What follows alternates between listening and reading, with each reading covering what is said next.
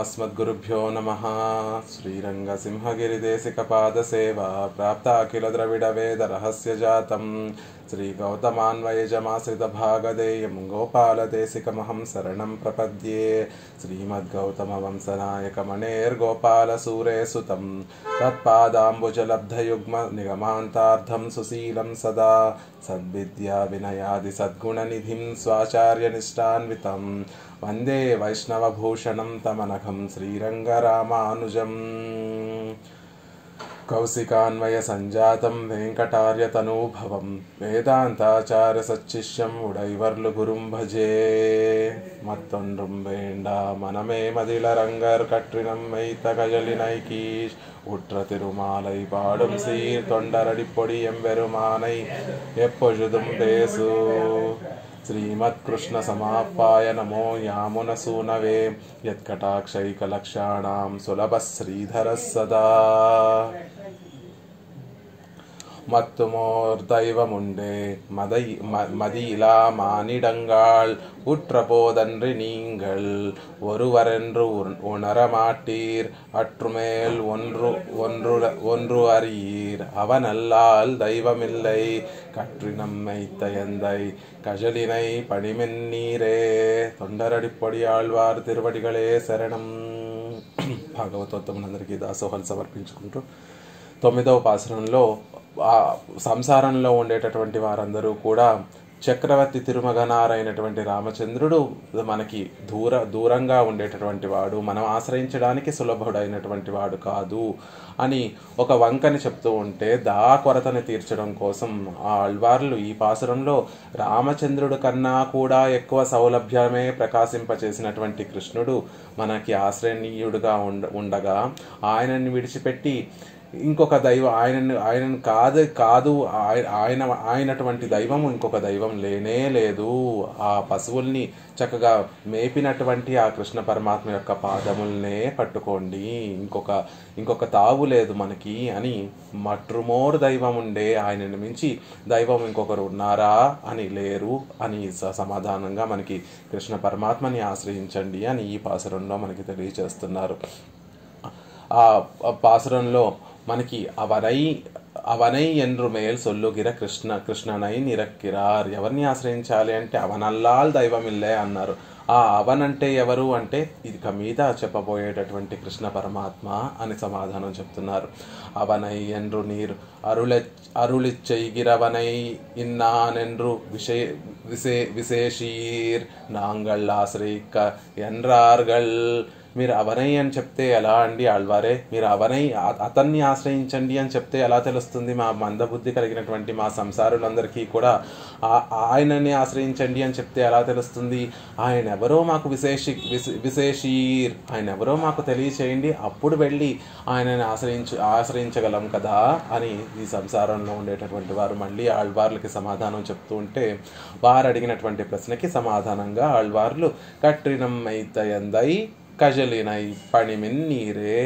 నేను ఎలా అయితే ఎందై మాకు స్వామి అయినటువంటి వాడు పశువుల్ని మేపి ఆనందించేటటువంటి ఆ పరదైవం ఎవరైతే ఉన్నారో ఆయన యొక్క పాద పద్మములనే ఆశ్రయించండి. మేము ఎలా అయితే ఆయనని నా స్వామిగా సేవించి నేను ఎలా అయితే ఆశ్రయించానో మీకు కూడా శరణాగతి ఆ పశువుల్ని మేపి సంరక్షించేటటువంటి ఆ కృష్ణ పరమాత్మ యొక్క పాదముల యొక్క జంట మాత్రమే అని మనకి ఈ పాసురంలో మిగతా పాసుర ఖండంలో తెలియజేస్తున్నారు. కృష్ణనై ఎన్నాదే, కృష్ణుడు అని చెప్పకుండా కట్రినం మైత ఎన్రదు, పశువుల్ని మేపేటటువంటి వాడు అని చెప్తున్నారు. ఎందుకండి అంటే దానికి సమాధానం చెప్తున్నారు. దేవతాంతరంగళైపోలే దురారాధ్యన్ అన్రిక్కే సర్వసులభన్ ఎంగైక్కాగా. మిగతా దేవతలందరికలాగా కాకుండా మిగతా దేవతలలాగా దురారాధ్యుడు మిగతా దేవతల్ని ఆశ్రయించడమే చాలా కష్టం. ఒక్కొక్కరి గురించి కొన్ని వేల సంవత్సరములు తపస్సు చేస్తే కానీ అహంకారంతో కూడి ఉండేటటువంటి ఆ ఇతర దేవతలందరూ కూడా వారు కటాక్షించడం అనేటటువంటిది చాలా దురారాధ్యమైనది. వారు కటాక్షించటమే అరుదు, వారిని చేరటము, వారిని ఆరాధించటము కూడా చాలా కష్టమైనటువంటిది. అలా కాకుండా కట్రినం మేయితు, మనస్వామి ఎలాంటి వాడు అంటే అదిగో పశువుల్ని కూడా మేపేటటువంటి వెళ్ళి వాళ్ళమ్మ యశోదాదేవి నాన్నగారి వెనకాల ఆ దూడల్ని మేపుకుంటూ వెళ్ళిరా అని చెప్తే ఆ మాటని కూడా పాలించేటటువంటి సర్వసులభుడు. పశువుల్ని మేపడంలో ఆనందాన్ని తన తల్లి అయినటువంటి యశోదాదేవి చెప్పినటువంటి మాటని పుచ్చుకొని ఆ పశువులు మేపడంలో కూడా ఆనందాన్ని పొందేటటువంటి సౌలభ్యం కలిగినటువంటి వాడు సర్వసులభన్యంగా కాగా ఆ గోకులంలో కృష్ణ పరమాత్మ ఆ గోకులంలో ఉండేటటువంటి వారు ఏం చెప్తే అలా ప్రవర్తించేటటువంటి వాడు ఆ కృష్ణ పరమాత్మ. ఆ కృష్ణ పరమాత్మ ఒకరింటికి వెళ్ళి వెన్న కోసం కొంచెం వెన్న పెట్టమని ఆ గోపికను అడుగుతూ ఉంటే ఆ గోపిక అందట, కృష్ణ నువ్వు కొండ ఎక్కి చక్కగా నాట్యం చేస్తావట కదా, ఒకసారి ఆ కొండ ఎక్కి నాట్యం చేసి చూపించు, నీకు ఈ వెన్న ముద్ద పెడతాను అంటే పాపం అమాయకుడు ఆ కృష్ణ పరమాత్మ ఆ వెన్న కోసం ఒక చిన్న వెన్న ముద్ద కోసం ఆ గోపిక ఎలా చెప్తే అలా చేసినటువంటి అమాయకుడు సర్వసులభుడు. ఆ గోపిక అడగగానే ఒక కొండను తెచ్చుకొని ఆ కొండను బోలించి ఆ కొండ మీద తానెక్కి చక్కగా ఆ రోజు కాళీయుడి మీద ఎలా అయితే నృత్యం చేసి చూపించాడో అలా మళ్ళీ కృష్ణుడు ఈ గోపికకి మళ్ళీ నృత్యం చేస్తూ ఒక కొండ మీద తానెక్కి ఒక చేతిలో ఇంకొక కొండ పట్టుకొని ఇంకొక చేతిలో ఇంకొక కొండ పట్టుకొని శిరస్సు మీద ఇంకొక కొండను ధరించి ఎంతో అద్భుతంగా నాట్యం చేసి చూపించాడు కృష్ణ పరమాత్మ ఆ గోపిక ఇస్తానన్నటువంటి చిన్న వెన్న ముద్ద కోసం. అలా ఆ గోకులంలో ఉండేటటువంటి వారు ఏ పని చెప్తే ఆ పని చేసేటటువంటి సౌలభ్యం కలిగినటువంటి వాడు. ఆ పశువుల్ని మేపడంలోనే ఎంతో ఆనందం పొందేటటువంటి వాడు. అలా నాట్యం చేసిన ఆ వెన్న ముద్ద కోసం నాట్యం చేసినటువంటి కన్నయ్యని ఈరోజు కూడా మనం ఆయన చూపించినటువంటి సౌలభ్యాన్ని స్మరిస్తూ వెన్నైక్కు ఆడుం పిరాన్, వెన్న కోసం నాట్యం చేసేటటువంటి వాడు అని ఈ రోజుకి కూడా ఆ సౌలభ్యాన్ని మనం చక్కగా తలుచుకుంటూ ఉంటాం. అంతటి సర్వసులభుడు కృష్ణ పరమాత్మ. పశువుల్ని మేపేటటువంటి ఎక్కడ పరాత్పరుడు, ఎక్కడ పశువుల్ని మేపడం, ఆ పరత్వాన్నంతటినీ కూడా మరుగున పరుచుకొని పశువులు మేపేటటువంటి తక్కువ పనిలో కూడా ఆనందాన్ని పొందేటటువంటి వాడు. ఎక్కడ దొరుకుతాడు కృష్ణ పరమాత్మ అంటే అదిగో పశువులు వెళ్తున్నాయి కదా, దూడలు వెళ్తున్నాయి కదా, ఆ దూడల వెంట కృష్ణ పరమాత్మ వెళ్తూ ఉంటాడు. అక్కడ వెళ్తే మనకి ఆ అడవులకు వెళ్తే కృష్ణ పరమాత్మ దొరుకుతాడు అని అనుకునేటట్టుగా ఆ దూడల్ని మేపడంలోనే ఆనందం కలిగినటువంటి వాడు కృష్ణ పరమాత్మ అని చెప్తున్నారు. పశుమైక్కు అయర్వరం అమరర్గళ్ళ అధిపతి యా ఇరుందత్తోడు ఒక్కుం. ఎలా ఉంటుంది ఆ పరమాత్మకి పశువులను మేపడం అంటే, అయర్వరం అమరర్గళ్ అధిపతి, నిత్య సూర్యులకి నిర్వాహం చేస్తూ ఉంటే ఎలా పరమాత్మ ఎంత సంతోషంగా అంటే ఆ పరమపదంలో నిత్య సూర్యుల్ని నిర్వహిస్తూ ఆ పరమపదంలో నిత్యానుభవం ఆ ముక్తులతోటి నిత్యలతోటి నిత్యము ఆనందాన్ని అనుభవిస్తున్నటువంటి ఆ పరమాత్మకి అక్కడ ఎలాంటి ఆనందం కలుగుతుందో అలాంటి ఆనందమే ఈ పశువుల్ని మేపుడు. పశుమైక్కు ఆ పశువుల్ని మేపడంలో కూడా అంతే ఆనందం పొందుతాడు కృష్ణ పరమాత్మ అని చెప్తున్నారు. పశువుల్ని మేపడము, ఆ నిత్య సూర్యుల్ని నిర్వహించడము రెండిటినీ కూడా సమంగా చూసేటటువంటి వాడు కృష్ణ పరమాత్మ. అంటే ఒక పక్కన పరత్వాన్ని ప్రదర్శిస్తూ ఆ పరత్వం అనేటటువంటి గుణము ప్రకాశించేటట్టుగా ఉండేటటువంటి వాడు, ఇంకొక పక్కన అదే సమయంలో సౌలభ్యాన్ని కూడా చూపించి మనందరినీ కూడా చేర్చుకునేటటువంటి వాడు. నిజంగా కృష్ణ పరమాత్మకి ఆ పరమపద నాథుడికి ఆ నిత్య సూర్యుల్ని అయర్వరం అమరర్గళ్ అధిపతి అనిపించుకోవడం కన్నా కూడా ఇదిగో కట్రినం మెయిత్త అని ఆ పశువుల్ని మేపడమే తనకి స్వరూపంగా ఉండాలి అని కోరుకునేటటువంటి వాడు. అదే తనకి ఆనందాన్ని బాగా ఆనందం కలిగిస్తుంది అని చెప్పేటటువంటి వారు ఈ నమ్మాళ్ళవారులే. ఇక్కడ అయర్వరం అమరర్గళ్ అధిపతి అని చెప్పినటువంటి ఆ నమ్మాళ్ళవారులే ఆ పరమపదనాథుడికి ఆ పరమపదంలో ఉండటం ఇష్టం లేక ఈ లోకంలోకి లీలాభిభూతిలోకి వచ్చి అక్కడ గోకులంలో ఆ గోపికలు చేసేటటువంటి వెన్న పుచ్చుకోవాలి.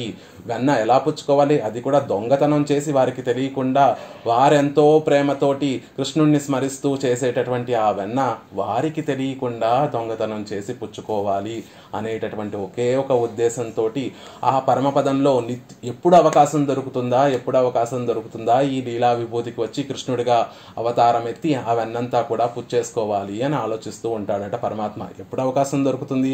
అక్కడ ఉండేటటువంటి వారందరూ కూడా సదా పశ్యంతి సూరయ, కనురెప్ప కూడా మూయకుండా పరమాత్మని అలా చూస్తూ ఉండేటటువంటి వారు. ఎలాంటి వారు ఆ నృత్యసురులు? ఒక్క అమరులు అని ఎందుకంటాం? అమరర్గల్ అధిపతి. వారు అమరులు ఎందుకు అయ్యారు అంటే ఆ అనుభవం, ఒక్క క్షణమైన ఆ పరాత్పరుడి యొక్క అనుభవం, పరమపద నాథుడి యొక్క అనుభవం కొరత ఏర్పడితే ధరించలేనటువంటి వారు నిత్యము పెరుమాళ్ళని అలా సేవిస్తూ ఉంటున్నారు కాబట్టి వారు అమరులుగా, చావులేనటువంటి వారుగా అలా కొనసాగగలుగుతున్నారే తప్ప ఒక్క క్షణం ఆ పరమపదనాథుడి యొక్క అనుభవం కొరత ఏర్పడితే, మిస్ అయితే ధరించలేనటువంటి వారు, ఉండలేనటువంటి స్థితిలో ఉండేటటువంటి వారు. అలా ఇంతమందిని బాధ పెట్టి నేను ఎలా భూలోకంలోకి వెళ్ళి కృష్ణుడిగా అవతారం ఎత్తి ఆ వెన్ననంతటినీ కూడా ఎలా పుచ్చుకోవాలి తెలియట్లేదు పరమాత్మకి. ఒక అవకాశం దొరికిందట పెరుమాళ్ళకి. ఎప్పుడు? అక్కడ నిత్యులు ముక్తులు అందరూ కూడా రోజు షోడశ ఉపచారాలన్నిటినీ కూడా చేస్తూ ఉంటారు. కొంతమంది చక్కటి పూలమాలని కట్టి ఆ పూలమాలని ధరింపచేస్తూ ఉంటారు. కొంతమంది పెరుమాళ్ళకి వింజామరలు విసురుతూ ఉంటారు. కొంతమంది ధూపాన్ని నివేదిస్తూ ఉంటారు. అలా ఆ సమయ పరమపదంలో అందరూ కలిసి ఒకేసారి ధూపం వేయగా ఆ పరమపదం అంతా కూడా ఆ ధూపం పొగతోటి నిండిపోయిందట.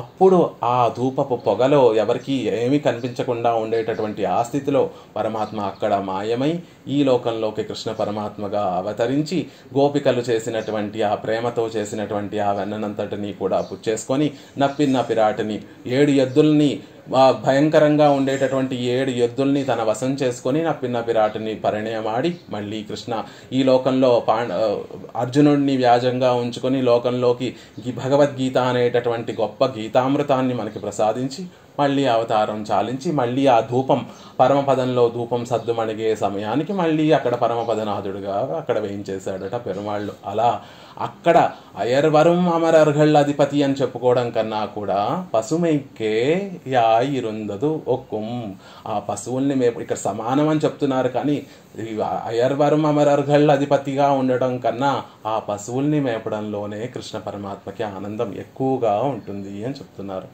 కన్రుమై కైయిలే యాయత్తు తిరువుళ్ళం ఉగందిరుప్పదు.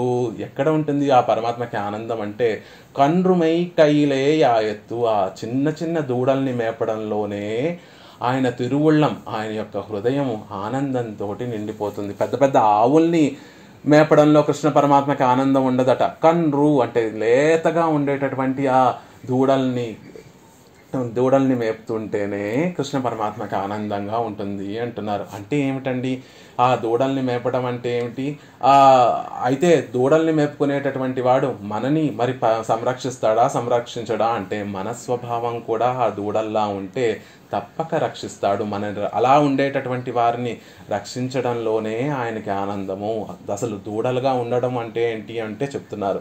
స్వరక్షణత్తిలే కురయ నిన్రార్ పక్కలిలే ఇరే తిరువుళ్ళం మండి ఇరుప్పదు.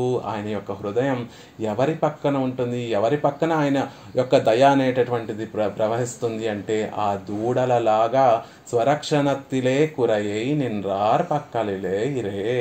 తమ రక్షణ తాము తమ రక్షణలో కొరత కలిగినటువంటి వారు అంటే తమను తాము రక్షించుకోలేనటువంటి వారు ఎవరైతే ఉన్నారో వారి పట్లే ఆ పరమాత్మ యొక్క తిరువుళ్ళం, ఆయన యొక్క హృదయంలో ఉండేటటువంటి దయ ప్రవహిస్తుంది అని చెప్తున్నారు.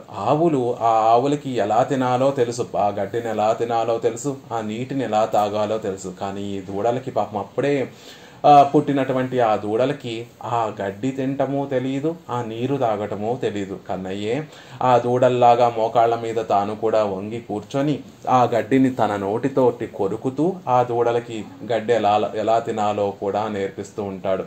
తానే ఆ దూడలన్నిటినీ కూడా ఒక యమునా నది తీరానికి తీసుకొని వెళ్ళి తాను మోకాళ్ళ మీద నిల్చొని నోటితోటి ఆ నీళ్లు ఎలా తాగాలో ఆ దూడలకి నేర్పిస్తూ ఉంటాడు. అలా నేను స్వతంత్రుణ్ణి, నా రక్షణ నేను చేసుకోగలను అనుకునేటటువంటి వారిని పరమాత్మ వారి కర్మానుగుణంగా వారు అనుభవించవలసినటువంటి కర్మని వారే అనుభవిస్తాడు అని వదిలేస్తారు పరమాత్మ. కానీ స్వరక్షణత్తిలే కురయై నిన్రాన్, తనని తాను రక్షించుకోవడంలో లోటు కలిగినటువంటి వారిని, అంటే తన రక్షణ తాను చేసుకోలేను అని భావించి పెరుమాళ్ల సన్నిధిలో శరణాగతి చేసినటువంటి వారి పక్కలే ఆయన యొక్క తిరువుళ్ళం ఉంటుంది. ఆయన యొక్క హృదయంలోని దయ ఎవరి మీద ప్రవహిస్తుంది అంటే ఆ దూడలలాగా స్వరక్షణ చేసుకోలేనటువంటి వారి మీదే ప్రవహిస్తుంది అని చెప్తున్నారు. పశునిరై మెయిప్పువత్తి ఎంగిరపడియే పశుమెయిక్కు ఉగప్పు. ఆళ్వార్లు కూడా మనకి తిరువాయిముజుల చివరి దశకంలో ఆ మాటనే చెప్తారు. పశు నిరై మెయిప్పువత్తి, పశు అంటే పశువుల్ని, నిరై అంటే సమూహాల్ని, మెయిప్పువత్తి ఆ మేపడంలోనే ఉగప్పు ఆయనకి ఆనందం కలిగి ఉంటుంది. ఆ చిన్న చిన్న దూడల్ని మేపడంలోనే కృష్ణ పరమాత్మకి ఆనందం కలిగి ఉంటాడు అని చెప్పారు. కండ్రుమైక్కుం ఇడత్తిల్ ఇనిదు ఉగందిరుక్కుం, ఆయనని ఆ పశువుల్ని మేపడంలోనే ఆయనకి సంతోషము ఆనందము ఉంటుంది. ఇనిదు అంటే ఆనందము, ఉగందిరుక్కుం సంతోషము, ఆ సంతోషంతో ఉంటారు పెరుమాళ్ళు. కన్నయ్య ఎప్పుడు కూడా ఆ దూడల్ని మేపడంలోనే ఇష్టపడుతూ దాంట్లోనే సంతోషిస్తూ ఉంటాడు అని చెప్తున్నారు. కట్రు అంటే కన్రు అంటే లేత దూడలు అని చెప్తున్నారు. ఎందై అలాంటి కృష్ణ పరమాత్మని ఎందై, నాకు స్వామి అయినటువంటి వాడు, నాకు తండ్రి అయినటువంటి వాడు అని చెప్తున్నారు. అలా మీరు కూడా నేనెలా అయితే ఆ కృష్ణ పరమాత్మని స్వామిగా సేవిస్తున్నానో మీరు కూడా కృష్ణ పరమాత్మని అలా స్వామిగా స్వీకరించండి, అలా తండ్రిగా స్వీకరించండి అని మనకి ఆళ్వార్లు అనుగ్రహిస్తున్నారు. ఎందై నాన్ అగప్పట్టు తురైలే నీంగళం అగప్పడ పారొంగోళ్. ఎంత అద్భుతంగా మనకి ప్రియవాచ్యాన్ని పిళ్ళై చెప్తున్నారు చూడండి. నేను ఏ రేవులో అయితే దిగి సుఖంగా స్నానం చేస్తున్నానో ఆ రేవులోనే మీరు కూడా దిగి చక్కగా స్నానం చేయండి అని చెప్తున్నారు. పొరపాటున పరమాత్మని ఆశ్రయించండి అని చెప్పాం, కన్నయ్యని ఆశ్రయించండి అంటే తిన్నగా వెళ్ళి ఆయన తిరుముఖ మండలాన్ని సేవిస్తారేమో కాదు, ఆయన తిరునేత్రాలను సేవిస్తారేమో కాదు, ఆయన కటి ప్రదేశాన్ని సేవిస్తారేమో కాదు, ఆయన వక్షస్థలాన్ని సేవిస్తారేమో కాదు. అలా వాటిని పొరపాటున అవి చూస్తే గనక ఆ ప్రవాహంలో కొట్టుకుపోవడమే తప్ప ఆ సౌందర్య సౌకుమార్య లావణ్య సౌహార్దాలలో కొట్టుకుపోవడమే తప్ప మిగిలి ఉండము. దిగవలసినటువంటి రేవు ఏమిటి అంటే కజలినై పణిమిన్నీరే, ఆయన యొక్క పాద పద్మముల్లోనే మనం ఆయన పాద పద్మములనే ఆశ్రయించాలి. అలా నేను ఏ రేవులో అయితే దిగి సుఖంగా స్నానం చేస్తున్నానో ఆ రేవులో దిగండి. ఏ రేవులో దిగాలి? కృష్ణుడు అనేటటువంటి చక్కటి సరస్సులో. ఆండాళ్ళ తల్లి చెప్పినట్టుగా మార్గశి నీరాడువాన్ అంటే ఏమిటి? ఆ నీరాటం అంటే ఏమిటి? ఆ కృష్ణానుభవం చేయటం. కృష్ణుడు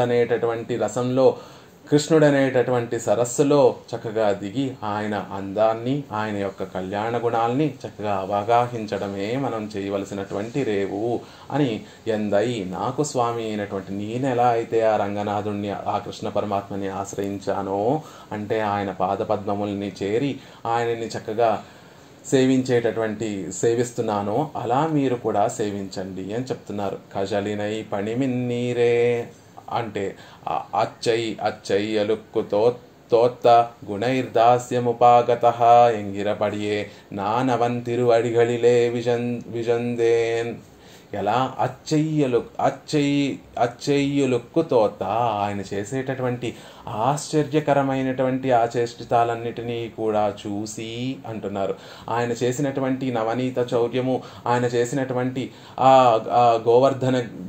గోవర్ధనోద్ధారణము, ఆయన చేసినటువంటి కాళీయ నృత్యము, ఇవన్నీ చూసి ఆహా కృష్ణ పరమాత్మ ఇవన్నీ కూడా మనని ఉజ్జీవింపచేయడం కోసమే చేశాడు కదా అని ఆయన చేసినటువంటి ఆ ఆశ్చర్యకరమైనటువంటి ఆ విషయాలన్నీ చేష్టితములన్నీ కూడా చూసి సంతోషించి మనసంతా కూడా ఆయన చేష్టితములతోటి ఆయన గుణములతోటి నింపేసుకొని గుణైర్దాస్యముపాగత ఎంగిరపడియే నానవంతిరువడిగళిలే విజందేన్. ఎలా అయితే లక్ష్మణస్వామి రామచంద్రుడు లక్ష్మణస్వామి ఇద్దరూ కూడా పంపానది తీరం దగ్గరికి వెళ్ళినప్పుడు వారెవరో వాలి యొక్క అనుచరులేమో అని భయపడి సుగ్రీవుడు భయపడిపోతూ ఉంటే హనుమ నేను వెళ్ళి వారెవరో కనుక్కొని వస్తాను అని సుగ్రీవుడు దగ్గర చెప్పి హనుమ వీరిద్దరు ఎవరో కనుక్కోవడానికి మారువేషంలో ఒక సన్యాసి ఒక సన్యాసుడిగా వచ్చి మీరెవరు అని ప్రశ్నించినప్పుడు లక్ష్మణస్వామి చెప్పినటువంటి మాట ఇది. నేనెవరో చెప్తున్నాను హనుమ, నేనెవరో చెప్తున్నాను విను అని లక్ష్మణస్వామి చెప్తున్నటువంటి మాట.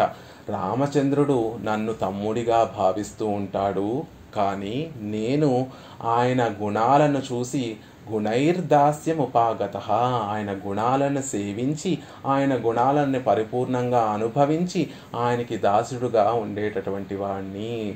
ఆయనలో ఇన్ని కళ్యాణ గుణములన్నీ కూడా ఆయనని ఆశ్రయించడం వల్ల ఇంత గొప్పగా ప్రకాశిస్తున్నాయి. కాబట్టి ఆయనని స్వామిగా స్వీకరించినటువంటి వాణ్ణి, ఆయనకి దాసుడిగా ఉండేటటువంటి వాణ్ణి అని లక్ష్మణస్వామి తెలియజేసినట్టుగా నేను కూడా ఆళ్వార్లు కూడా అవన్ తిరువడిగళిలే విజందేన్, ఆ కృష్ణ పరమాత్మ యొక్క తిరువడిగళినే ఆశ్రయించారు. ఆ తిరువడినే రక్షకంగా భావించి ఆ సరస్సు అనే కృష్ణుడు అనేటటువంటి సరోవరంలో చక్కగా దిగి ఆయన యొక్క కళ్యాణ గుణముల్ని, ఆయన యొక్క తిరుమేని సౌందర్యాన్ని సేవిస్తున్నారు.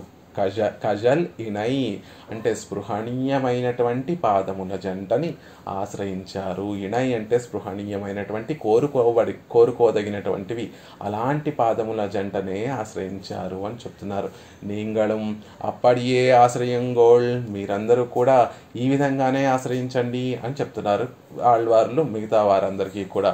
చక్కగా కృష్ణ పరమాత్మ తన సౌలభ్యాన్ని అంతటినీ కూడా చూపించడం కోసం ఎక్కడో పరమపదంలో ఉండేటటువంటి ఆ కృష్ణ పరమాత్మ క్షీరాబ్దికి వచ్చి, ఆ శ్రీమన్నారాయణుడు క్షీరాబ్దికి వేయించేసి క్షీరాబ్ది నుంచి నాగ పర్యంకాన్ని అంతటినీ కూడా చుట్టుకొని ఆయన శయనించేటటువంటి ఆ పక్కని శేషసాయిని కూడా చక్కగా అనంతాళ్వాన్ని కూడా చక్కగా చుట్టుకొని ఒక బెడ్డింగ్లా చుట్టుకొని మధురకి వేయించేసి మధురతో అక్కడతో నిలవక ఈ గోకులంలోకి వచ్చి పశువుల్ని మేపుతూ ఆనందాన్ని పొందుతూ అలాంటి పశువుల్లాగా ఆయనే రక్షకుడు, ఆయనే గతి, అనన్య శరణత్వము, అనన్య భోగ్యత్వము, అనన్య గతిత్వము, అనన్యార్హత్వము కలిగినటువంటి మనని, దూడల్లాంటి మనను స్వీకరించి సంరక్షించేటటువంటి కృష్ణ పరమాత్మ ఉండగా ఇంకోవరిని ఆశ్రయించడం ఎందుకు?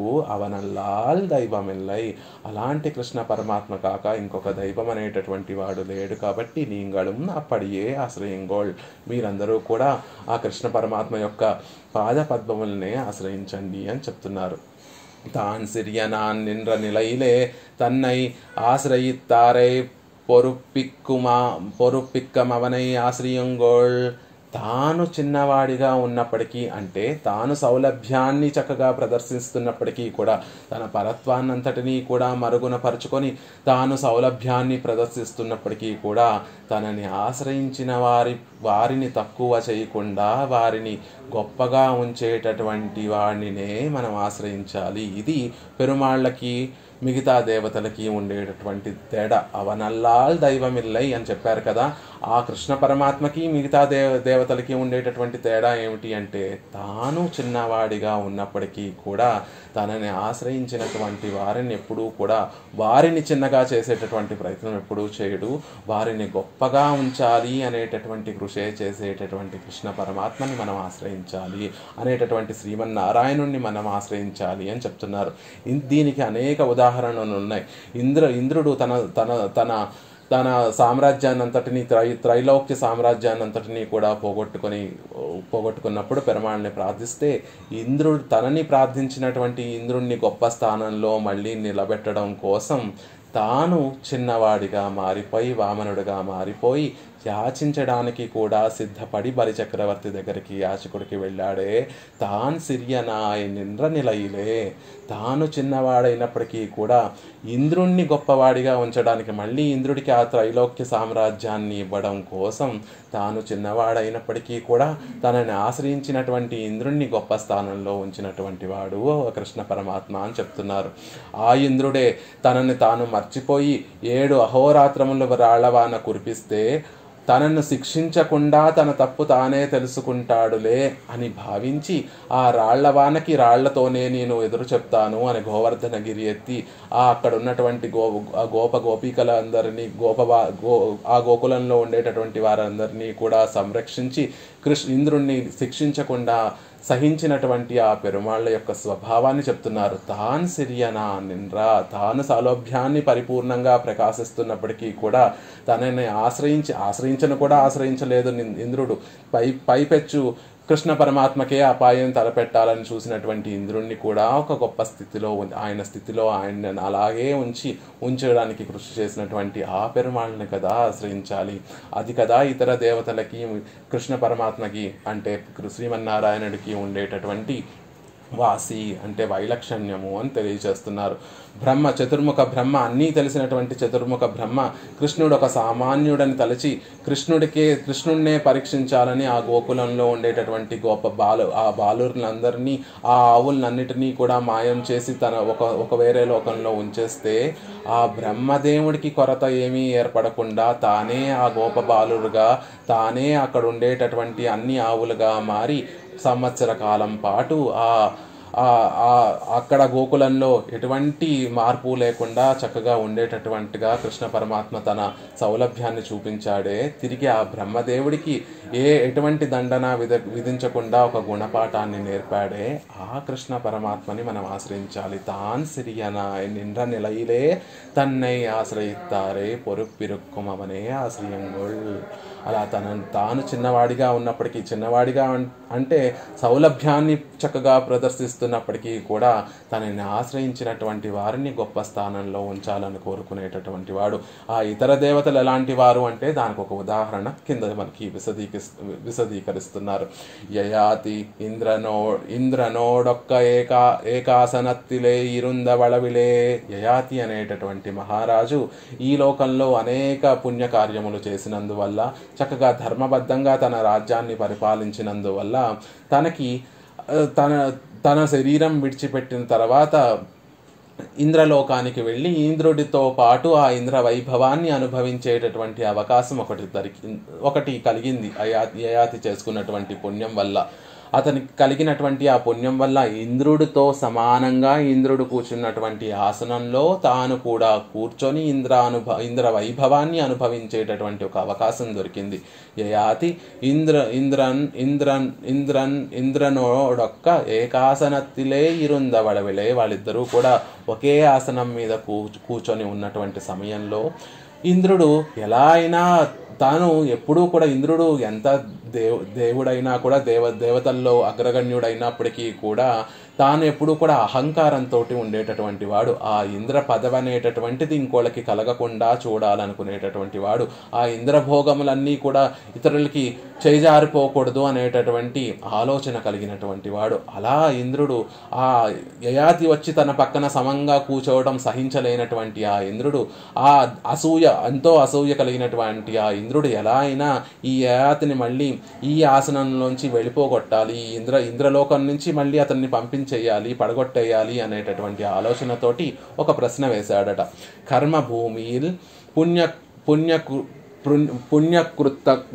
పుణ్యకృతకుళాయ్ పొరువవర్ ఆరో ఎన్నా. ఈ కర్మభూమి అయినటువంటి ఆ లీలా భూమిలో పుణ్యాత్ముడు ఎవరండి, అందరిలో కల్లా కూడా పుణ్యాత్ముడు ఎవరో అని యయాతిని ప్రశ్నించాడట. అసత్యం సొల్లలాగాదు. యయాతి ఏమో చాలా ధర్మబద్ధుడు, ధర్మస్వరూపమైనటువంటి వాడు. ఆయన ఏమనుకున్నాడట, అయ్యో ఇంద్రుడు ప్రశ్నిస్తూ ఉంటే అసత్యం చెప్పకూడదు కదా అనేటటువంటి ఒక్క ఆలోచనతో అసత్యం సొల్లలాగాదు ఎన్నుం నినైవాలే, అసత్యం చెప్పకూడదు అనేటటువంటి ఒక్కదాన్ని పుచ్చుకొని నాన్ వర్తిక్కిరనాళిల్ ఎన్నై చొల్లువర్గల్ ఎన్నా, నేను వేయించేసి ఉండేటటువంటి ఆ సమయంలో ఆ లోకంలో ఉండేటటువంటి ప్రజలందరూ కూడా నన్నే గొప్ప వాడిగా గొప్ప పుణ్యం చేసుకున్నటువంటి వాడిగా చెప్తూ ఉండేవారండి అని చెప్పాడట. నేరుగా నేను పుణ్యాత్ముణ్ణి, గొప్ప పుణ్యాత్ముణ్ణి అని కూడా చెప్పుకోలేదు. నేను వర్తించేటటువంటి రోజుల్లో, నేను ఆ భూమి మీద ఉండేటటువంటి రోజుల్లో నన్ను చూసి నా చుట్టూతా ఉండేటటువంటి ఆ ప్రజలందరూ కూడా నన్ను పుణ్యాత్ముడిగా చెప్తూ ఉండేవారు అని చెప్పాడట. ఏకాసనత్తిలే ఇరుందదు போராமையாலே ஆத்ம பிரசம்சை பண்ணினாய் என்று துவம்சா என்று தலை கீழப்படத் தள்ளினான் ఇరుందదు.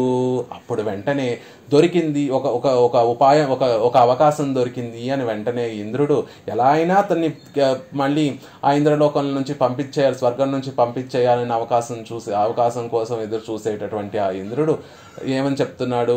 ఏకాసనత్తులే ఇరుందదు పొరామయ్యాలే, నా పక్కన కూర్చుంటాడా ఈ యాతి అని అవకాశం కోసం ఎదురు చూసేటటువంటి ఆ ఇంద్రుడు ఆత్మ ప్రశంసై పండినాయ్.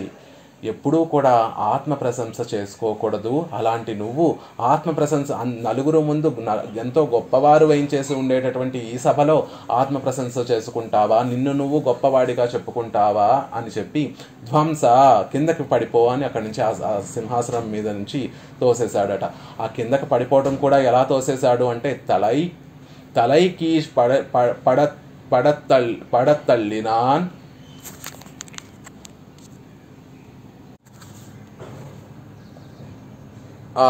ఆ ఇంద్రుడు ఎప్పుడైతే అవకాశం కోసం ఎదురు చూస్తున్నటువంటి ఇంద్రుడు ఆత్మ ప్రశంసై పండినాయ్, అందరు ఇంత గొప్పవారి ముందు ఆత్మ ప్రశంస చేసుకుంటావా అని ఆ యాతని ధ్వంస అని కిందకి పడిపో అని అక్కడి నుంచి తోసేశాడట. ఎలా తోసేశాడు? తలైకీజ పడతళ్ళినాన్, తలకిందులుగా, అది కూడా తలను కిందకి కాళ్ళు పైకి ఉండేటట్టుగా అక్కడి నుంచి తోసేశాడట. ఇలా ఉంటుంది అన్య దేవతల యొక్క స్వరూపము. ఈ విషయాన్ని ఒకసారి పరాశర భట్టర్ అనేటటువంటి మహనీయులు నంజీర్ అనేటటువంటి వారికి ఈ కాలక్షేపంలో అనుగ్రహిస్తూ ఉంటే, నంజీర్ అనేటటువంటి ఆ మహనీయులు పరాశర భట్టర్ వారిని ఒక ప్రశ్న అడిగారట. బ్రహ్మణార్థమాగ ప్రవృత్తిమాన మహాభారతత్తిల్ ఇదిల్ ఎన్న వేదార్థం సొల్లుగిరదు ఎన్న. అదేమిటండి, మహాభారతము వేదోపబ్రహ్మణము అంటారు కదా, వేదంలో చెప్పబడినటువంటి విషయాన్ని విశదీకరించడం కోసం వచ్చింది మహాభారతం అని చెప్తారు కదా. ఇందులో ఏమి అర్థం చెప్పబడి ఉంది, ఏమి గొప్ప అర్థం చెప్పబడి ఉంది అంటే దానికి సమాధానంగా పరాశర భట్టర్ వారు ఇలా అనుగ్రహిస్తున్నారు. కురై పట్టిరుక్కుం ఆగయాలే అవనై ఆశ్రయణీయన్ ఎన్ను ఇవ్వర్థం సొల్లుగిరదు ఎన్రు అరుళిచ్చైదార్.